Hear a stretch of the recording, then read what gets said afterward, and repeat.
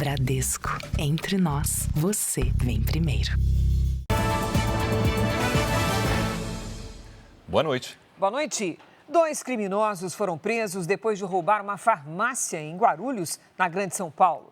Eles dispararam contra um homem que tentou impedir a fuga. Um levantamento do Jornal da Record apontou que no ano passado mais de 100 milhões de reais em dinheiro vivo foram levados de estabelecimentos comerciais no estado.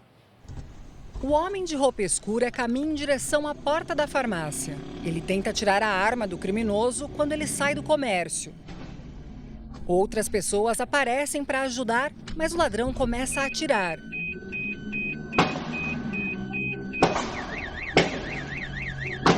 O ladrão foge de moto com outros suspeitos. 2 deles já foram presos. A polícia recuperou medicamentos e uma quantia em dinheiro levados da farmácia. Nesta outra drogaria, também em Guarulhos, o homem de camiseta preta finge ser cliente e no caixa anuncia o assalto. Ele tem uma arma na cintura. Em poucos segundos, foge com todo o dinheiro do caixa. Ele sabe muito bem que não tem segurança na loja, a pessoa faz o que quer. O mesmo criminoso se passa por cliente e, mais uma vez, assalta outra farmácia. Na hora que a gente foi finalizar a compra falando o valor, aí ele anunciou o assalto. A gente fica com medo, ainda mais pra gente, mulher, né? No dia seguinte, a ação se repete e todo o dinheiro do caixa é levado. Ele foi preso logo após esse último assalto. Nas ações, os criminosos levam todo o dinheiro possível, causando grandes prejuízos aos comércios. Dados do Portal da Transparência da Secretaria da Segurança Pública de São Paulo revelam que os comerciantes perderam mais de 100 milhões de reais em roubos e furtos em 2024. O Código do Consumidor proíbe que os comércios recusem pagamento em dinheiro.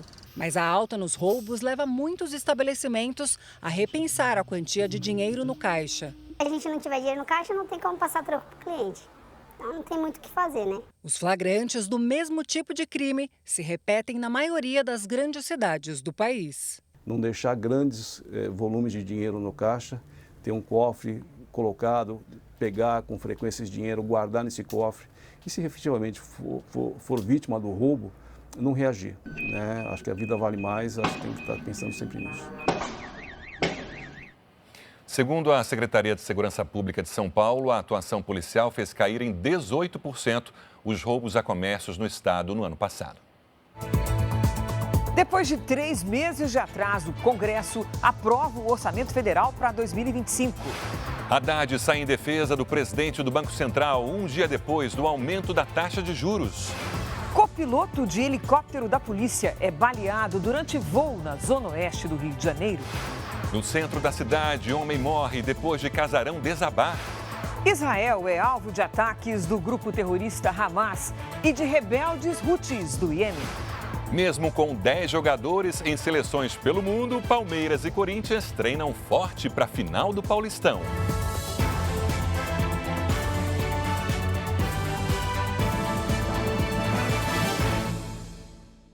Oferecimento Consórcio Bradesco. O que mais contempla no país, contrate pelo app.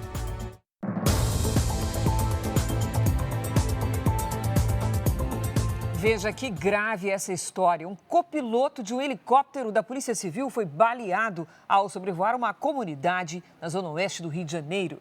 Ele está internado em estado grave. As perfurações são visíveis no helicóptero da Polícia Civil. A aeronave da Coordenadoria de Recursos Especiais dava apoio a uma operação para reprimir o roubo de vans na Vila Aliança.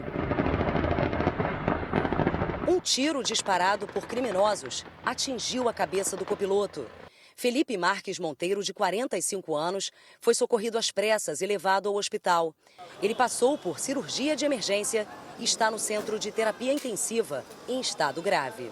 O copiloto da Polícia Civil é o 33º agente de segurança pública baleado na região metropolitana do Rio desde o começo do ano.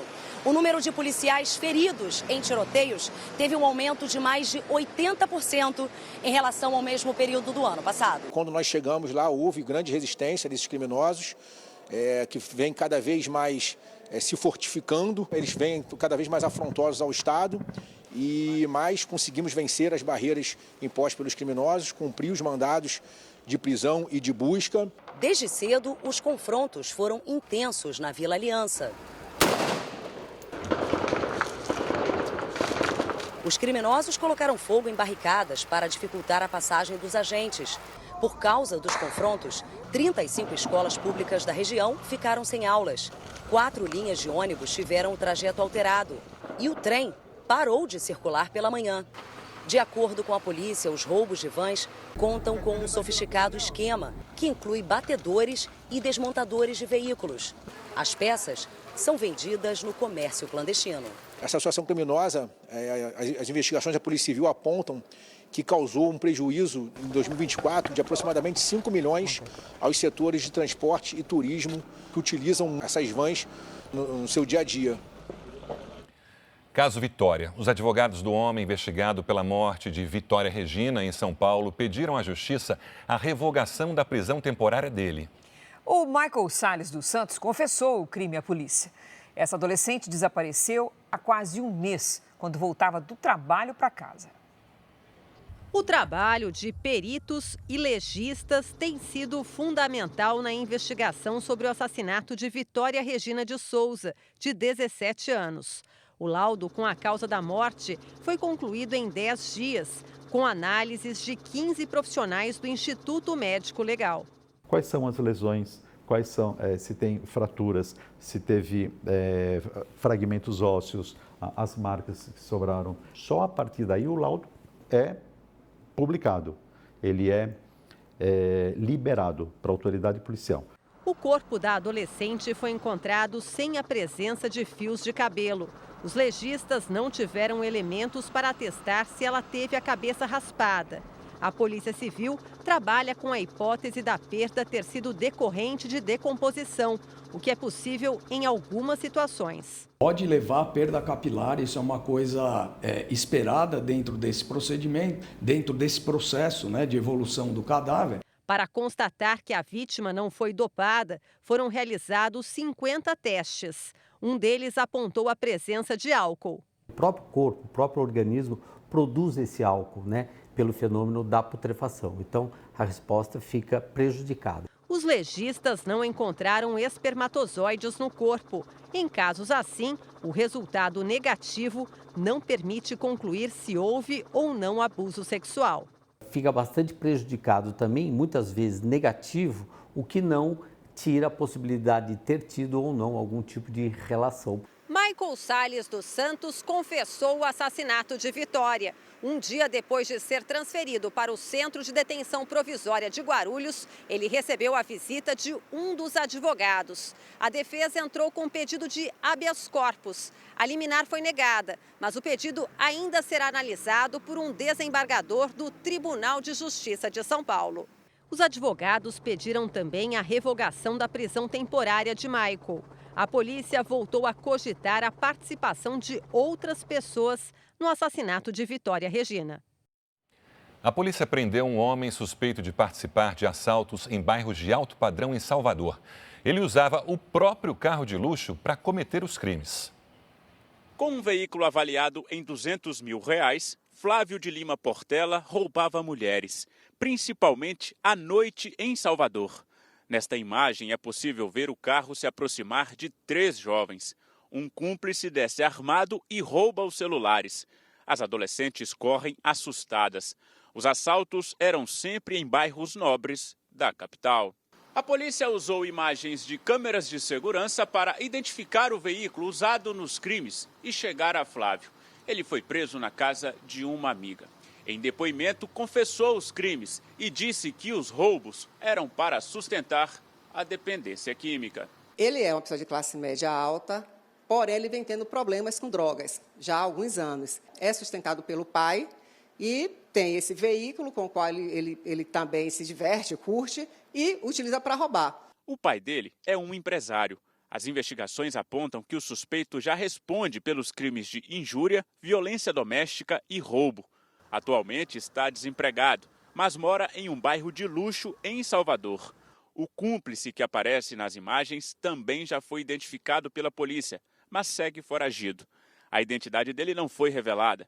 A defesa de Flávio disse que ele tem transtornos mentais e que só vai se pronunciar depois da audiência de custódia, marcada para amanhã. Um sobrado de 3 andares desabou e matou uma pessoa hoje no centro do Rio de Janeiro. O dono do imóvel já tinha sido notificado pela prefeitura. O desabamento foi no início da tarde. Parte do 3º andar do casarão veio abaixo e os escombros atingiram 3 carros estacionados na rua. Um homem que estava dentro de um dos veículos morreu na hora. Durante toda a tarde, bombeiros fizeram uma varredura na tentativa de localizar outras possíveis vítimas nos escombros. Ninguém foi encontrado. O sobrado de 3 andares estava abandonado. Segundo a prefeitura, o dono do imóvel já havia sido notificado a fazer reparos na estrutura. A gente tem 2 boletins de ocorrência, um de 2023 e um de 2024. O proprietário foi notificado em relação ao estado de abandono do imóvel e ele vai ser responsabilizado pelo que aconteceu agora. As causas do desabamento vão ser investigadas. Equipes da Defesa Civil Municipal interditaram as ruas da região e avaliam se há risco do restante da estrutura do sobrado ceder. A rua ficou tomada de escombros. Tinham diversas motos que foram tombadas. Além desse veículo, também tinham outros 2 veículos que a gente teve que fazer o acesso, verificar realmente se tinha alguém dentro do veículo. Então foi um trabalho minucioso. O dono do imóvel ainda não foi localizado. A demolição do último andar do sobrado começou a ser feita no fim do dia. A cidade de São Joaquim, em Santa Catarina, registrou geada pelo 2º dia seguido. Uma fina camada de gelo cobriu a serra logo pela manhã. O município teve o dia mais frio do país hoje, com temperatura mínima de 2,2 graus, justamente no fim do verão. Foi a 3ª geada na cidade desde o início do ano. Hora de conversar com a Lidiane Sayuri. Pelo visto, o outono só deu as caras lá no sul do país. Oi, Lid, boa noite. Esse friozinho vai ficar só por lá? Só por lá, Cris. O amanhecer ainda será gelado nesta sexta-feira no sul do país e as tardes mais quentes no sudeste a partir de amanhã. Boa noite para você. Sérgio, boa noite. E boa noite para você que nos acompanha. A nova estação começa com o ar seco e frio no sul do país e alerta para baixa umidade do ar. O outono marca a transição do período chuvoso do verão para o tempo seco do inverno. Na maior parte do Brasil, a estação será mais seca, com temperaturas mais amenas. No extremo norte do país, entre Roraima e Amapá, e nos estados do Maranhão e do Rio Grande do Norte, segue a temporada de chuva. O outono também marca o aumento da chuva na costa leste do Nordeste. Em São Luís e em Belo Horizonte, sexta-feira chuvosa e com temporais. Os ventos podem chegar aos 70 km por hora. É alto risco de transtornos. Já em São Paulo, sexta-feira ensolarada com poucas nuvens. As máximas ficam entre os 27 e os 29 graus. Hoje, os estados que mais registraram chuva foram o Amazonas e o Pará. Neste momento, temos instabilidades entre o interior da Bahia, Tocantins e Pará. Amanhã, a frente fria avança devagar na altura do Espírito Santo e forma nuvens bem carregadas no sudeste. A chuva também cai com intensidade sobre o Maranhão, o Piauí, Amazonas e Goiás. A semana termina com 31 graus em Porto Alegre, 29 no Rio de Janeiro e em Goiânia, 35 em Salvador e até 30 em Manaus. Tempo Delivery. O Valmir é de Gravataí, no Rio Grande do Sul. Bem-vindo, Valmir. Até o fim de semana, muito sol e nada de chuva para você. Volta a esquentar e as máximas chegam aos 32 graus. O Paulino é da capital federal. Oi, Paulino. Entre sexta e domingo, tempo instável e com alerta para temporais. A chuva vem com força à tarde e pode causar transtornos. As máximas variam entre os 25 e os 28 graus. Se cuide por aí. Apareça por aqui também. Faça seu pedido pelas redes sociais com o nome de uma cidade e a hashtag você no JR. Cris, Sérgio. Até amanhã, Lid. Veja ainda hoje, notebook salva a vida de motociclista baleado pelas costas durante um assalto em São Paulo. E também, Operação mira o contrabando de fuzis no Rio de Janeiro. Policial federal aposentado é suspeito de integrar quadrilha internacional de tráfico de armas.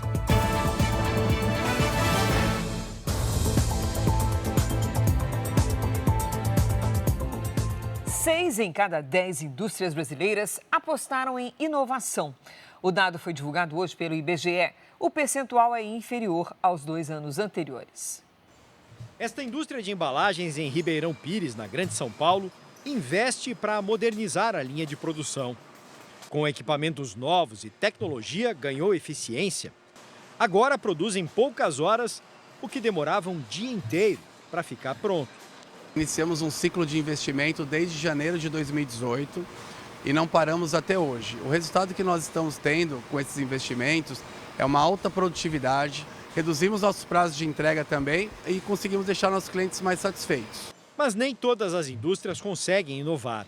Uma pesquisa do IBGE avaliou o que acontece no setor. A taxa de inovação da indústria brasileira caiu pelo segundo ano seguido.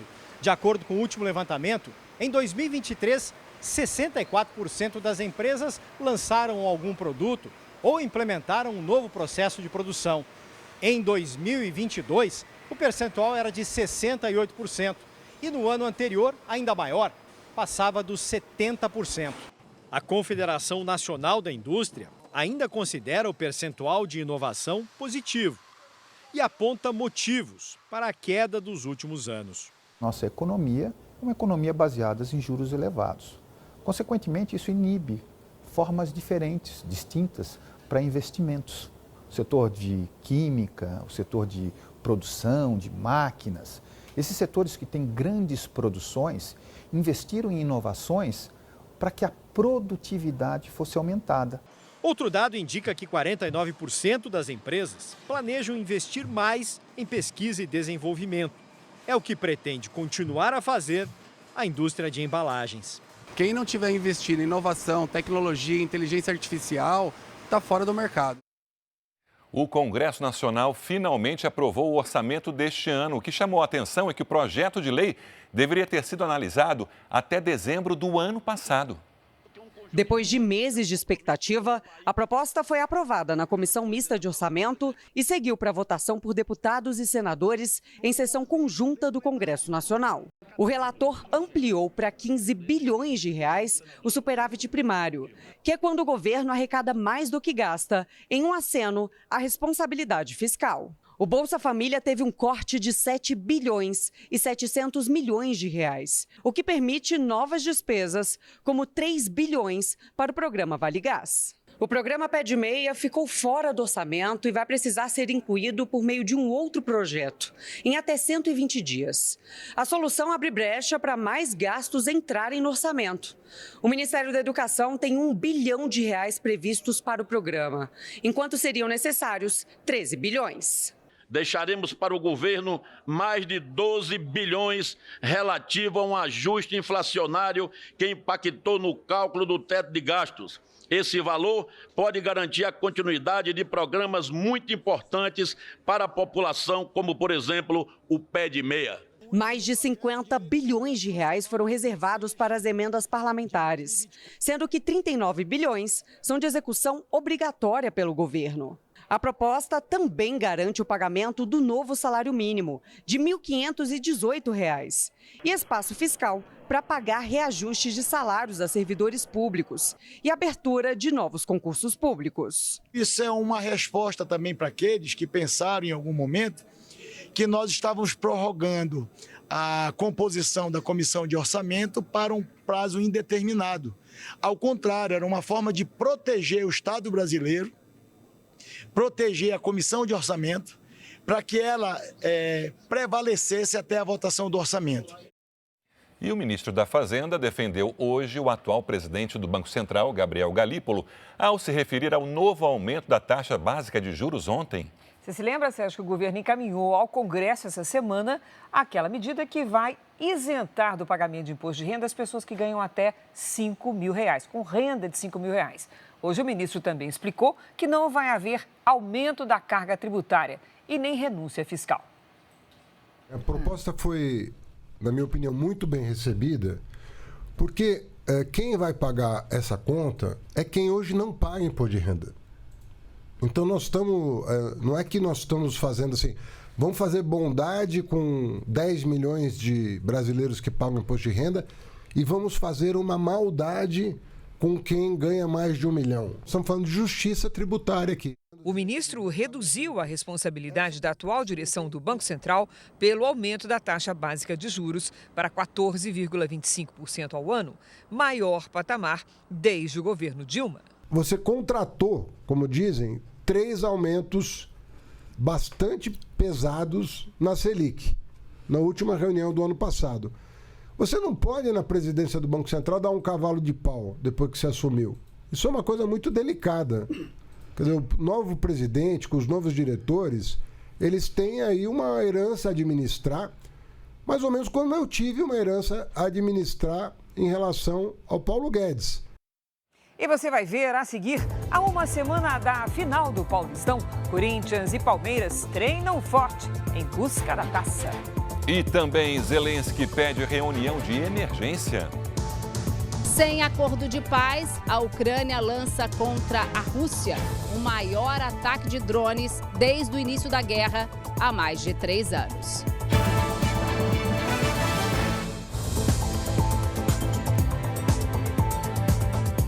Um motociclista foi baleado nas costas por assaltantes em São Paulo, mas por muita sorte, Cris, ele sobreviveu graças ao notebook que carregava na mochila e amorteceu o impacto do disparo.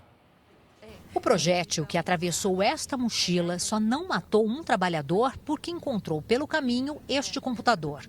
Ao ser perfurado, o equipamento segurou o impacto do tiro que atingiu as costas do homem de 35 anos.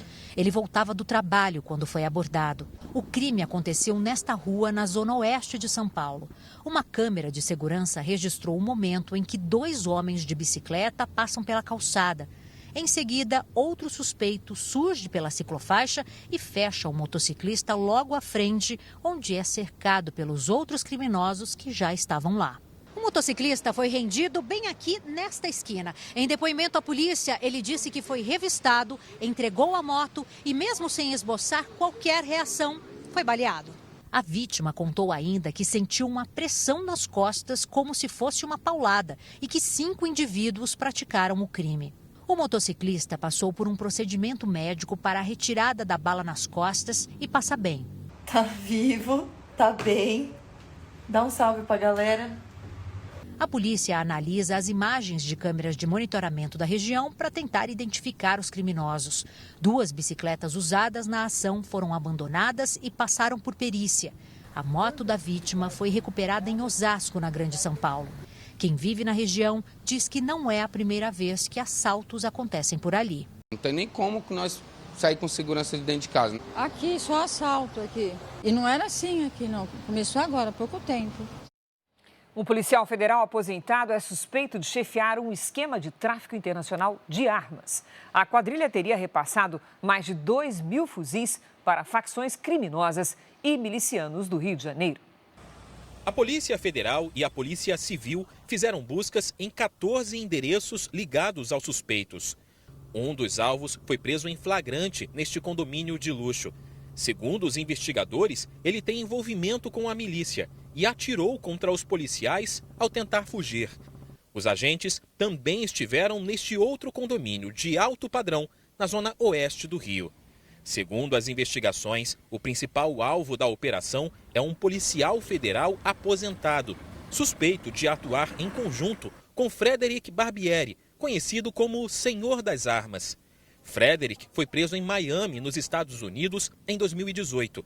Ele seria o responsável pela quadrilha que tentou desembarcar 60 fuzis dentro de aquecedores de piscina no Aeroporto Internacional do Rio.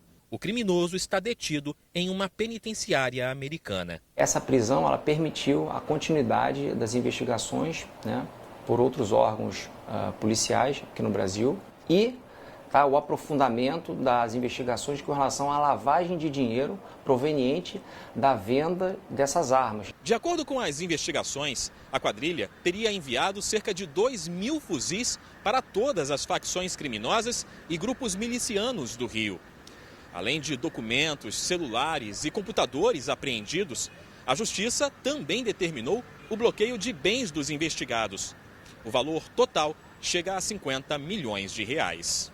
No ano passado, a polícia apreendeu mais de 730 fuzis no estado do Rio.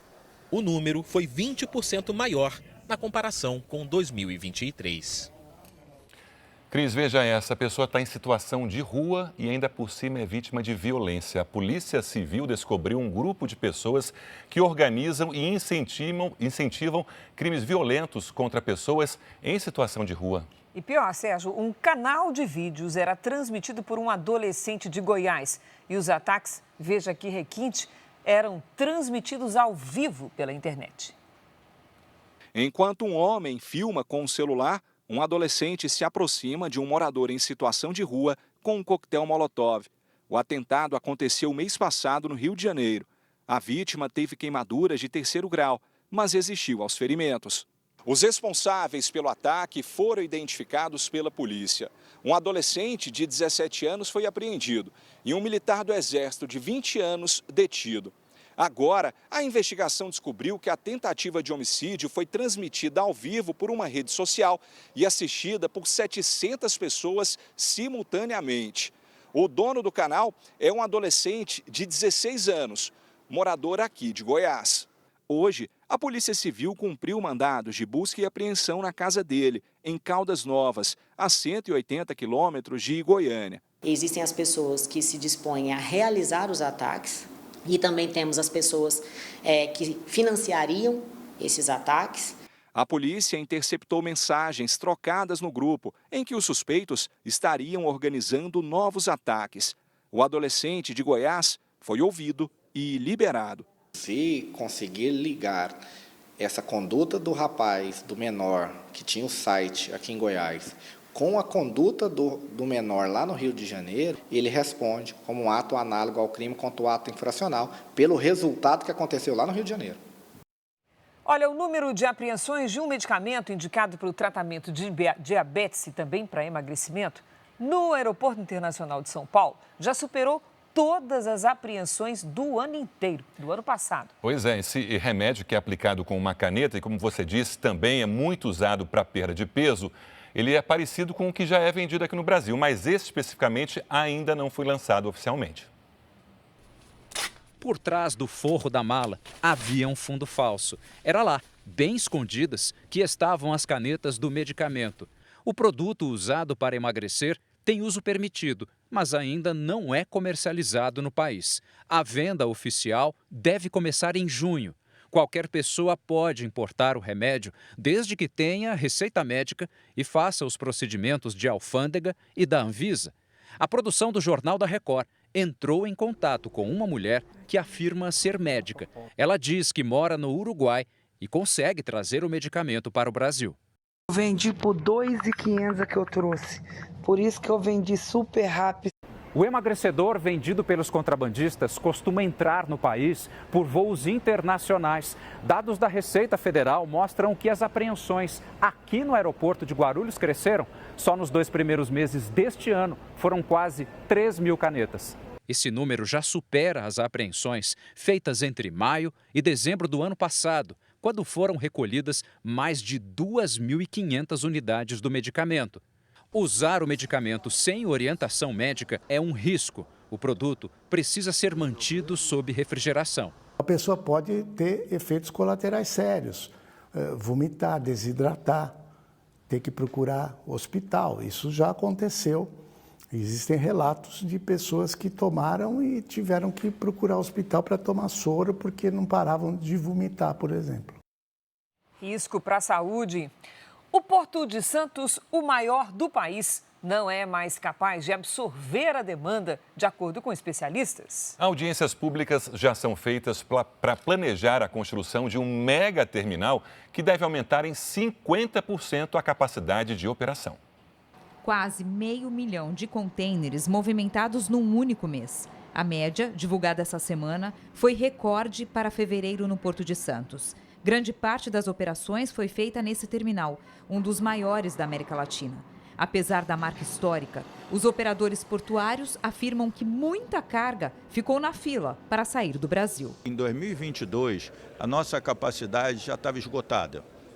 Então, você continua movimentando, sim, você roda na ineficiência, você roda a preços mais caros e, principalmente, A parte que você poderia crescer a mais, ela é contida. Eduardo representa os exportadores de café. Segundo ele, o ano começou com 6 milhões de reais de prejuízos para o setor só por causa dos atrasos para o embarque. Nós vimos no ano passado que o crescimento das exportações de café, que foi em 28%, somado a outras cargas que também cresceram, açúcar, algodão, carne e celulose, mostrou o esgotamento dessa infraestrutura. Se você tem carga ficando para trás, exportadores reclamando que não conseguem embarcar suas cargas, eu acho que esse colapso ele já está aí, ele já é presente. Ele não vai acontecer, ele já está acontecendo. Aqui nesta área do cais vai ser construído um novo terminal que deve aumentar em 50% a capacidade de operação do Porto de Santos. Será o maior leilão portuário já feito no Brasil.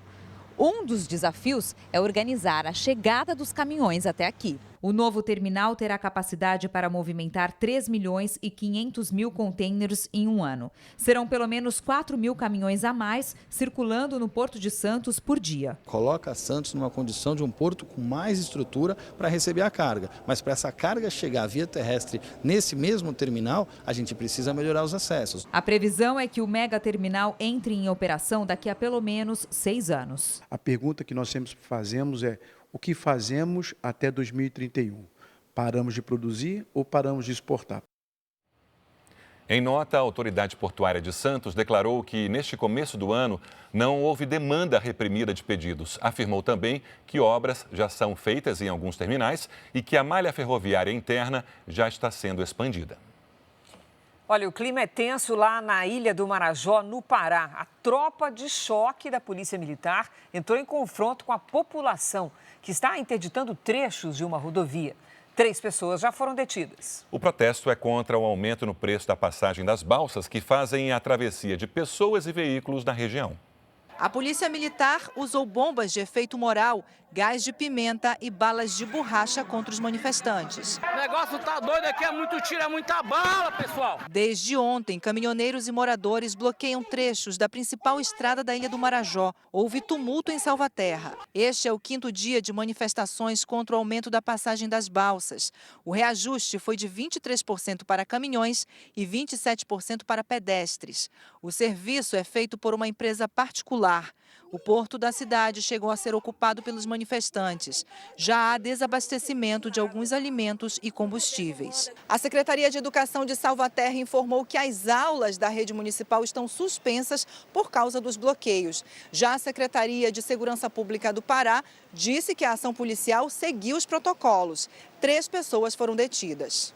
O Ministério Público Federal pediu a apuração da violência policial na manifestação. O MPF apontou violação dos direitos de quilombolas. A empresa que opera as balsas informou que as tarifas não eram reajustadas há 6 anos. A partir de amanhã começa a valer a oferta do novo empréstimo consignado para trabalhadores com carteira assinada. Assunto para a nossa Patrícia Lages. Oi, Pati, boa noite. A gente está vendo o governo promover várias formas de acesso do trabalhador ao dinheiro. E essa nova modalidade, como é que vai funcionar? Vamos ver os detalhes. Cris, boa noite para você, boa noite, Sérgio, boa noite para você de casa. De acordo com o governo federal, 47 milhões de trabalhadores poderão ter acesso a essa modalidade. A medida deve oferecer crédito para os trabalhadores CLT com juros mais baixos, utilizando o FGTS como garantia. Uma pessoa que tem uma dívida, por exemplo, de juros altos, como o rotativo do cartão e o limite da conta, poderá se beneficiar trocando essa dívida cara pelo consignado com juros menores. Ô, Pati, como que o trabalhador deve fazer para ter acesso a esse novo consignado? Vamos ver, Cris. Olha só, para contratar o empréstimo consignado, o trabalhador precisa acessar o aplicativo Carteira de Trabalho Digital e fazer a solicitação de proposta de crédito. As ofertas serão enviadas em até 24 horas para que o trabalhador analise e possa contratar a melhor opção. E o desconto das parcelas é automático? Isso mesmo, Sérgio. O desconto das parcelas será feito diretamente na folha de pagamento todos os meses, assim como acontece nos empréstimos consignados para aposentados e pensionistas. Mas atenção, o empréstimo consignado não é um benefício. Nessa simulação aqui, a gente vai ver uma pessoa que ganha um salário mínimo, o equivalente aqui a R$ 1.518, e essa pessoa vai poder comprometer até 35% da renda como parcela do empréstimo, o que equivale a mais de R$ 530. Então, durante todo o período de pagamento, essa pessoa terá de viver com cerca de R$ 980, menos de R$ 1.000 por mês. Por isso, é preciso ter planejamento. Sérgio, Cris. Sem dúvida, Paty. Obrigada. Você quer saber o que acontece pelo mundo? JR traz agora para você. O presidente Donald Trump assinou uma ordem executiva para dar início às medidas que vão acabar com o Departamento de Educação Federal. Se o Congresso aprovar, estados e comunidades assumem a responsabilidade de cuidar da educação. O presidente americano assinou a ordem executiva durante um evento na Casa Branca, que reuniu estudantes e governadores. Donald Trump pretende transferir a autoridade do Departamento de Educação aos estados. A secretária de Educação, Linda McMahon, participou da cerimônia. De acordo com o governo, a centralização gera aumento de gastos e mais burocracia. Atualmente, o Departamento de Educação é responsável por financiamentos estudantis para universidades, já que a maioria das instituições é privada. Também apoia programas para crianças com necessidades especiais e investiga casos de discriminação nas escolas. Com a nova ordem executiva, essas questões ficariam sob a responsabilidade dos governos estaduais. Mas o fechamento da agência ainda depende da aprovação do Congresso. Na área comercial, a União Europeia decidiu adiar para meados de abril a cobrança de tarifas sobre produtos americanos. A medida seria uma retaliação pelo que foi anunciado pelos Estados Unidos para as importações do bloco. No Oriente Médio, as sirenes de alerta de bombardeio voltaram a soar hoje em Israel. O país foi alvo de ataques do grupo terrorista Hamas e dos rebeldes Houthis do Iêmen. Era madrugada quando o primeiro míssil balístico foi disparado do Iêmen contra Israel. Outro foi lançado à noite. Os ataques foram interceptados pelo Sistema Aéreo de Defesa de Israel. O primeiro disparo foi reivindicado pelos Houthis. O porta-voz dos rebeldes confirmou que eles tentaram atingir o aeroporto internacional de Tel Aviv. Os Houthis são financiados pelo Irã e apoiam o grupo terrorista Hamas. Depois da retomada das ações militares em Gaza, na terça-feira, os rebeldes do Iêmen voltaram a disparar contra Israel. Hoje, o Hamas também lançou 3 foguetes contra Israel. Um deles foi interceptado e 2 caíram em áreas desabitadas.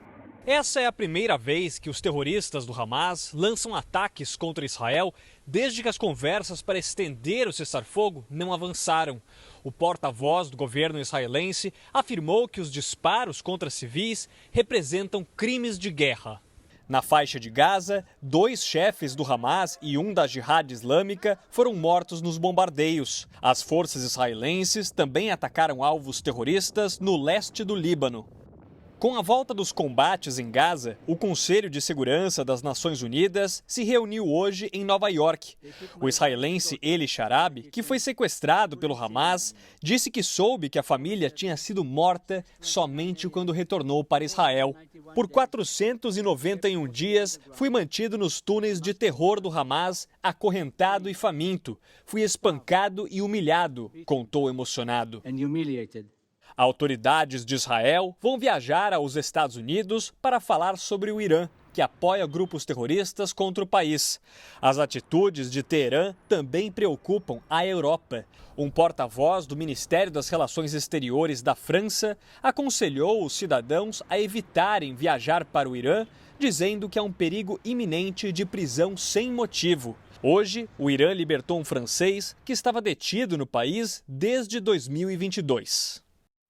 E sobre um outro conflito que preocupa o mundo, o presidente da Ucrânia confirmou hoje que discutiu com o presidente americano a possibilidade dos Estados Unidos assumirem o controle da maior usina nuclear da Europa. Hoje, a Ucrânia lançou vários drones contra uma base de bombardeiros estratégicos para a Rússia.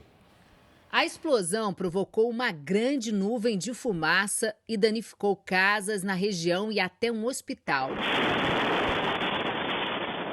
A ação atingiu uma base aérea militar russa a cerca de 700 quilômetros das linhas de frente da guerra.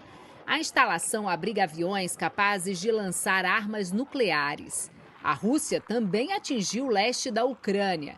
Mesmo depois dos ataques, os dois países confirmaram que vão se reunir separadamente com representantes dos Estados Unidos na segunda-feira na Arábia Saudita. Numa reunião de emergência convocada por autoridades europeias, o presidente da Ucrânia, Volodymyr Zelensky, pediu ajuda financeira para reforçar a artilharia do exército. A cúpula de 2 dias do Conselho Europeu tem como objetivo definir o aumento dos gastos militares do bloco e o plano para reforçar a segurança do continente. A ideia é, até 2030, gastar o equivalente a cerca de 5 trilhões de reais. Hoje, o governo russo criticou a postura dos europeus e disse que a Europa está se tornando um partido de guerra. O líder ucraniano confirmou que não se opõe a investimentos dos Estados Unidos na usina nuclear de Zaporizhia, que hoje é controlada pelos russos. Crescem os protestos contra a prisão do prefeito de Istambul. Manifestantes lotaram as ruas da cidade e organizações internacionais acusam o presidente Tayyip Erdogan de abuso de autoridade. Ekrem İmamoğlu iria lançar a candidatura à presidência pelo Partido Popular Republicano no próximo domingo. Ele foi preso ontem sob acusação de corrupção e apoio a grupos terroristas. O prefeito nega. Ele é o principal nome de oposição ao presidente da Turquia, Tayyip Erdogan. Outras 80 pessoas foram detidas e estão sendo interrogadas. Organizações internacionais de direitos humanos consideram a prisão abusiva e pedem a libertação imediata do prefeito.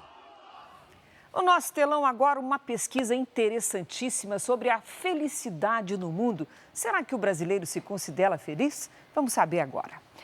O Brasil subiu 8 posições na pesquisa das Nações Unidas, que mede a felicidade no mundo. Da posição 44, o Brasil subiu para de 36. Está à frente de países como a Espanha, a Itália. Na América do Sul, apenas o Uruguai teve um resultado melhor. E sabe quem é mais feliz? A Finlândia mantém a liderança pelo 8º ano consecutivo. Será que os finlandeses são mais felizes que os brasileiros? Assim diz a ONU. Já os Estados Unidos caíram da 15ª para a 24ª posição. Essa é a primeira vez que os americanos não estão no topo dos 20 da lista dos felizes. Para medir a felicidade no mundo, a ONU leva em conta alguns fatores importantíssimos, como desenvolvimento econômico, programas sociais e a percepção de felicidade da população. A Polícia Civil e o Ministério Público do Rio de Janeiro firmaram um acordo para facilitar o confisco de bens de organizações criminosas. Itens apreendidos, como veículos, lanchas e imóveis, poderão ir a leilão e o valor arrecadado vai ser revertido aos cofres públicos. O porto de Vitória do Xingu, no Pará, está coberto por uma camada de óleo. A presença do material preocupa os pescadores que atuam na região. A Secretaria do Meio Ambiente foi acionada e investiga as causas do vazamento.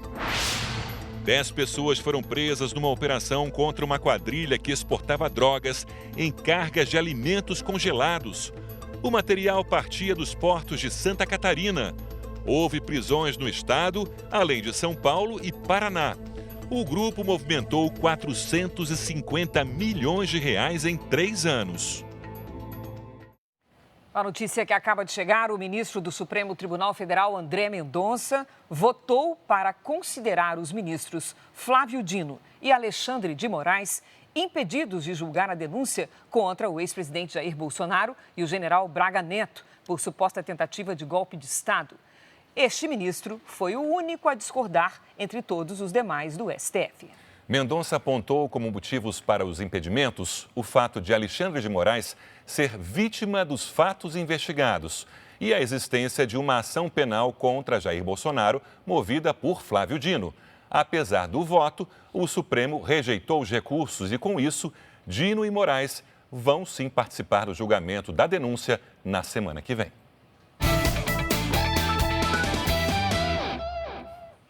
Corinthians e Palmeiras têm mais uma semana de preparação pela frente até a grande final do Paulistão?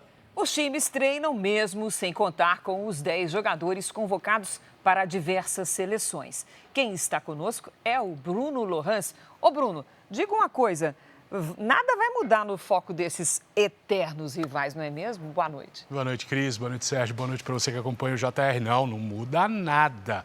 Corinthians e Palmeiras estão concentrados totalmente na partida que vai definir o campeão paulista na Neoquímica Arena. O técnico corintiano Ramon Dias está a um empate de fazer história. O time de melhor campanha no Paulistão tem muitas influências estrangeiras. Além do Brasil, são 7 países representados no elenco do Corinthians. Tem lugar para sul-americanos e europeus. Pela primeira vez na história corintiana, um técnico argentino pode ser campeão. Ramon Dias está no cargo há 8 meses. Mesmo tendo tirado o time da zona do rebaixamento no ano passado e feito a melhor campanha do Paulistão, não é unanimidade entre os torcedores. E ele sabe disso. Mas Ramon exibe fora de campo a mesma determinação já conhecida de muitos atletas do país vizinho, além de outras qualidades, segundo ele próprio. Tenho muito caráter, muita determinação. Sou feliz de estar nesta final e ser argentino. O adversário do Timão tem um técnico português que já ganhou 10 títulos no Palmeiras. Abel Ferreira é tricampeão estadual, por enquanto. No elenco palmeirense, são 4 nacionalidades diferentes. Há uma semana do jogo decisivo, Palmeiras e Corinthians, de tantos gringos, já voltaram a treinar. Serão mais 7 dias para o técnico português tentar surpreender o argentino e vice-versa. E vamos nos preparar, como te disse, não temos nada a perder, vamos jogar a casa do nosso adversário e vamos tentar o nosso melhor para reverter a eliminatória. Ao time de Ramon Dias, basta um empate para ser campeão. E a equipe de Abel Ferreira precisa vencer com 2 gols de diferença. Se for apenas um, a decisão será nos pênaltis. O goleiro brasileiro Everton, em bom português, acha que tudo pode ser diferente daqui uma semana. Temos certeza que vamos fazer um jogo melhor do que foi o último e o nosso objetivo vai ser lutar até o fim para sair de lá com o título. E para você ter informação exclusiva sobre o futebol direto no seu celular, acesse o QR Code que está na tela e siga o canal de transmissão do WhatsApp do R7 Esportes. Lá você vai receber em primeira mão notícias sobre o seu clube e tudo sobre a final do Paulistão. O Comitê Olímpico Internacional elegeu hoje a primeira mulher para a presidência da entidade em 131 anos. A ex-nadadora Kirsty Coventry, do Zimbábue, também se tornou a primeira africana a presidir o COI. A bicampeã olímpica ficará 8 anos no cargo. Coventry recebeu exatamente os 49 votos necessários para a vitória em primeiro turno. Ela disse que espera inspirar as pessoas e que entende a responsabilidade de ser um exemplo a ser seguido. O atual presidente da CBF, Edinaldo Rodrigues, registrou hoje chapa única como candidato nas eleições da semana que vem e será reeleito. Edinaldo recebeu o apoio unânime das 27 federações estaduais, além de 26 clubes das séries A e B. A eleição está marcada para a próxima segunda-feira e vai confirmar o atual presidente no comando da Confederação Brasileira de Futebol até março de 2030. Edinaldo Rodrigues destacou que o apoio recebido é resultado do compromisso com a transparência e pela busca de união no futebol. Além disso, ele reafirmou o compromisso de lutar contra o racismo e a discriminação nos estádios. Depois de ter sido campeão em 2024, campeão brasileiro, campeão da Libertadores, esse início turbulento do clube. Surpreendeu ou não, Bruno? Pois é, muitas peças acabaram saindo do time, né, Sérgio? Depois da eliminação precoce no Campeonato Carioca e das perdas da Supercopa do Brasil e da Recopa Sul-Americana, o objetivo agora é usar o tempo livre e para as novas contratações se adaptarem antes da estreia no Campeonato Brasileiro. O elenco do Botafogo acordou cedo para começar os treinos. O time quer repetir esse ano a temporada histórica de 2024. Mas até agora o cenário é outro. Eliminado precocemente do Campeonato Carioca, o Fogão ainda corre risco de não disputar a Copa do Brasil no ano que vem. O time tem grandes desafios pela frente. Um deles contra um velho conhecido. A gente está trabalhando, né, foco total na primeira partida. Um jogo desse tamanho, né, duas equipes que vêm brigando aí nos últimos 2 anos aí pelos títulos. Antes da estreia no Campeonato Brasileiro contra o Palmeiras, no dia 30 de março, o Botafogo encara um último teste em casa. O alvinegro disputa um amistoso contra o Novo Horizontino neste sábado, no estádio Newton Santos. Uma mudança de última hora, já que o Coritiba, adversário inicial, pediu o cancelamento da participação. Para mim não há jogos amigáveis ou amistosos, como se diz. Não é para andarmos todos à pancada, mas obviamente é para ganharmos. O novo técnico português descarta mudanças radicais no time vencedor. Vai mexer apenas em algumas peças, como, por exemplo, no posicionamento de Igor Jesus. Eu vou jogar mais centralizado, de ponta a ponta de área. Eu caia muito pelas beiradas. Eu acho que isso estava dificultando um pouco para que eu pudesse fazer o gol. Unindo a base do ano passado com as novas contratações, o Botafogo quer usar o tempo maior de preparação para novamente levantar o troféu do maior campeonato do país. Obviamente nós estamos mais preparados, isso não tenho dúvidas, porque a gente teve 3 semanas para trabalhar, né? E 3 semanas com o nosso novo treinador. E eu tenho certeza que na estreia contra o Palmeiras o time vai estar cada vez mais focado e mais trabalhado. A gente tem praticamente aí 1 semana e meia para chegar preparado. Fico por aqui. Cris, Sérgio. Valeu, Bruno. Essa edição termina aqui e à 00:30 tem mais Jornal da Record. Você fica agora com a novela Força de Mulher. E logo depois de Gênesis tem a série Reis. Não perca. Ótima noite para você. Boa noite e até amanhã.